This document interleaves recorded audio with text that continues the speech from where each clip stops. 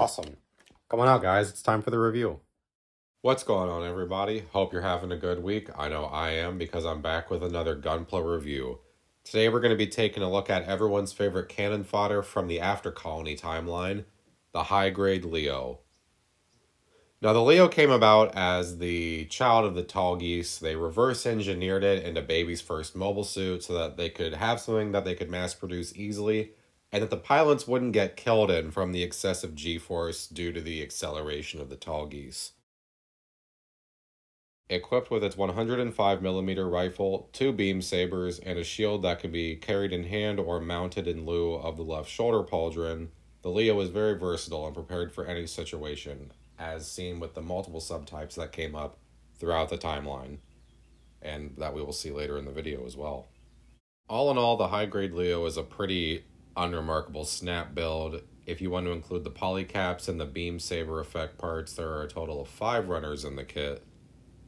I wish that the brown pieces were gray instead so that they would be a little more universal and match with other things, but the brown really does work if you decide to keep the standard Leo color and leave him green.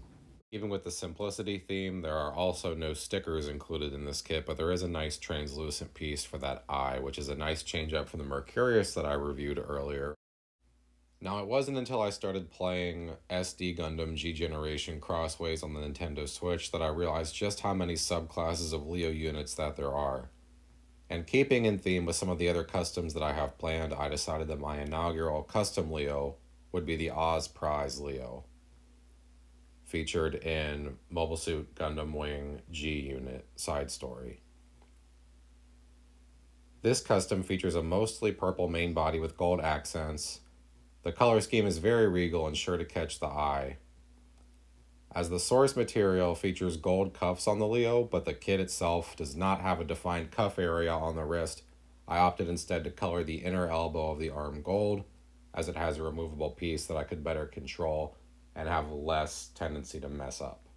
Now, I did do all of this coloring with Gundam markers, so don't worry about any nonsense. You can replicate this at home very easily with accessible tools like the aforementioned Gundam markers. And then I hit it with some Mr. Hobby semi-gloss.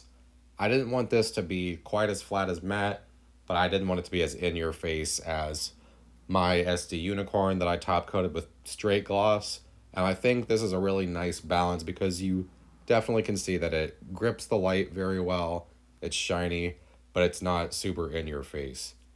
And then I did use some of the 30-minute missions Rabio stickers to give it its 06 designation on its chest as well for a little extra flair. And then as I flip it over, you can see the little copper accents and the gunmetal accents. The copper, I used just a metallic Sharpie, and the silver, I used a Gundam marker as well. At the end of the day, Bandai really isn't reinventing the wheel with this Leo kit. However, it does everything right that a high grade needs to do. It's flexible, posable, has good details, and if you are creative and you really like to get into your customs, the Leo is one of the perfect canvases to explore all of the wild little schemes and paint jobs you would like to do. Now, if you like this video and you'd like to see more, why don't you go ahead and like and subscribe, and my backlog only continues to grow, so I will see you guys next week with another Gunpla review.